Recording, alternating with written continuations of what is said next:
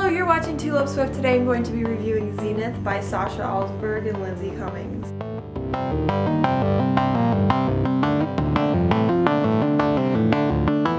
Wasn't it already released? Didn't it already go to New York Times? Let me explain if you haven't been in the loop. A year ago or so, Sasha and Lindsay released a short story that was probably like a third of as long as this book called Zenith. It was only online. It went to #1 of New York Times bestselling authors for ebook. So that first part is a little bit different and they added more chapters, and there's like a part 2 or like a book 2, and now it's all bound up here, and they actually had to extend the release date. So that's why it feels like they've been talking about it forever. I feel so fortunate to get an ARC. This is the most exciting ARC I ever got, and it's signed. I traded it with someone on Twitter, and I was just so lucky. I was in the right place at the right time, and I had the exact book that she wanted. I feel like I don't have to say this in videos because I'm just a small little booktuber and I'm this big, but obviously, like, I don't know Sasha or Lindsay, and okay, I just feel like dumb saying it, but no one's paid me to make this video because, like, no one's paid me to make any video. No one's paying me. So I just want to like give you like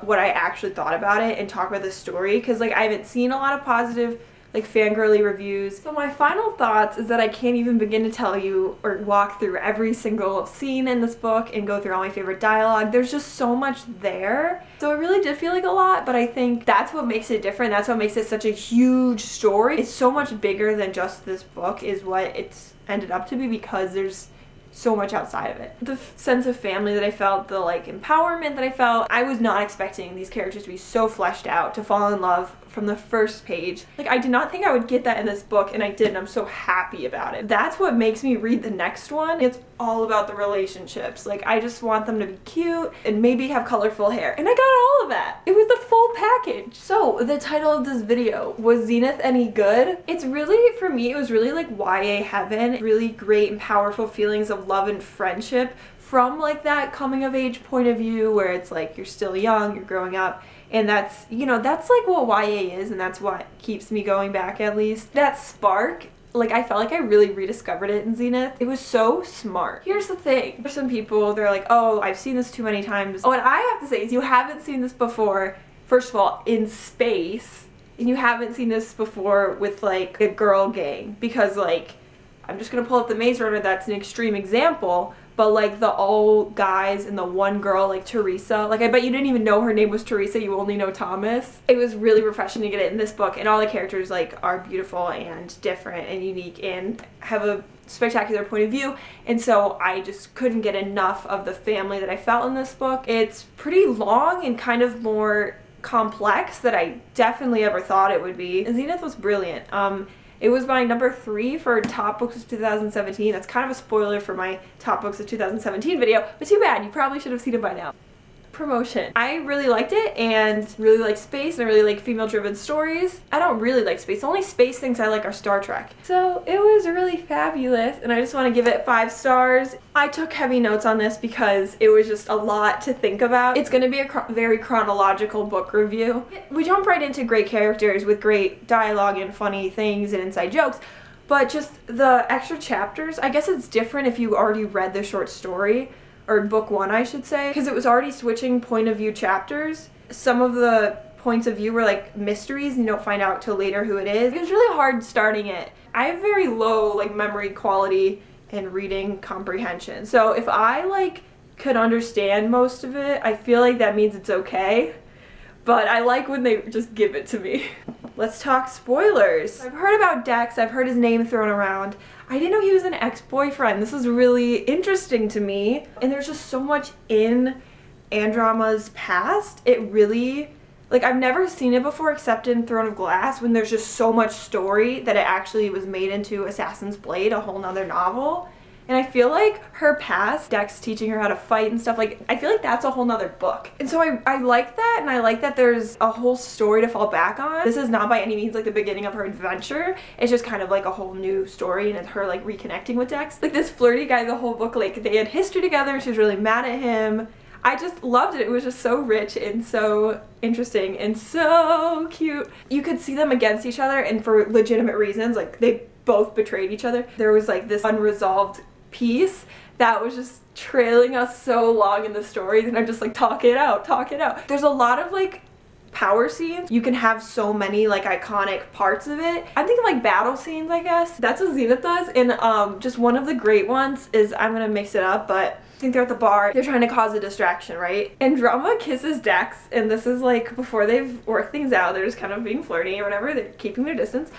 And then they start fighting, right? Wasn't it with Lyra? And then he goes, ladies. And then I lost it. I was just laughing so hard. Okay, speaking of Lyra, I really love Lyra. So if you didn't know, I'm a big Star Trek fan, and like the first officer being like a Vulcan, like that's a whole Star Trek thing, and that's just like, it was like brought into this, but obviously like they're all women, and like Lyra's like that, but like she's a completely different like alien. Like she has like gills and her skin's like a different color, and I just picture her with like really short hair. I don't know, like I could see Lyra so vividly. She has this like very interesting, it's kind of like being Vulcan where like you don't have like serious emotions. It's kind of a play on that, but it's not that she doesn't feel things intensely, it's that she has to like hold back or her powers will like overcome her, which is so interesting. So more about the female point of view going on in this kick-butt novel. What I see a lot in YA, boy meets girl, boy saves girl. What's really great about this book, she has this like group around her. Like Andromeda has a crew, like she has people that she's loyal to. Like it's not all about you, Dex. Like it wasn't just her being like, I don't need a man, like I'm independent. Like it wasn't just like the main character telling us that, because like I've seen that in books. The story was showing us that like she was working on herself, dealing with her past, she has her friends with her, and then like Dex is just a piece of that puzzle. Okay, like I know Dex is not the most important part of the story, he's not our female lead, but this poor thing gets punched in the face so many times. My poor baby. I love Dex. Because I haven't even talked about this yet, but the thing that's like in her past is that she was sworn to protect Kaylee. So Kaylee's brother Valen blames Andromeda for Kaylee's death, which was in like a spaceship accident. Lyra is so like three-dimensional. When we got her home planet and her family, it was just all like coming together, and I was like, I did not know I would love her more. She's everything. Okay, so they're on Adhira.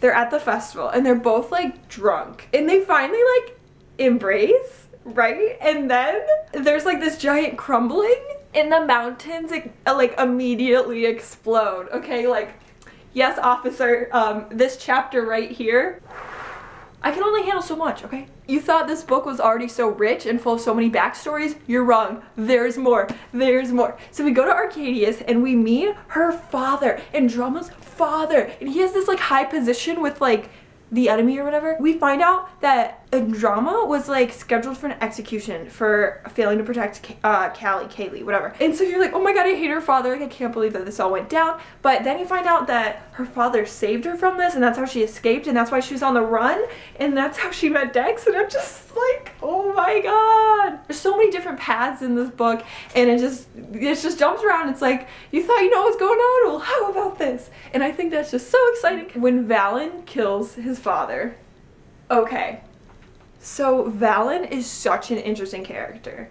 At first I'm like, oh, Valen's just like the Draco Malfoy. He's the Sebastian. He's Clancy. Like, who is Valen? And I'm trying to get to the bottom of this, and I just don't think I can. We don't really know where his motives lie. And then there's this whole thing about him sympathizing with Nor. Once like Andy's whole team gets shot, I was freaking out. I was like, is this what this is gonna leave me with? So Dex is like, you know what, there's no blood. Our phaser's like set to stun.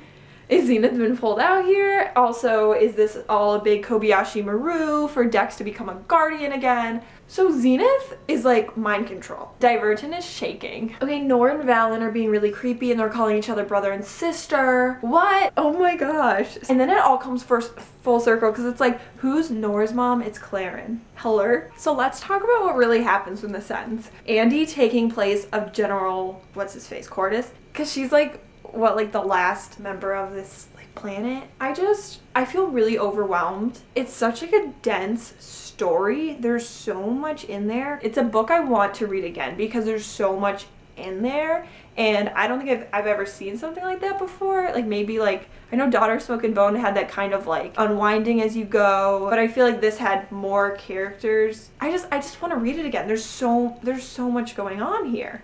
So it's kind of incredible. I just wanted to say thank you so much for watching. I'm gonna, you know, read it again in the future. Probably I'm gonna wait a while because like there's gonna be more books.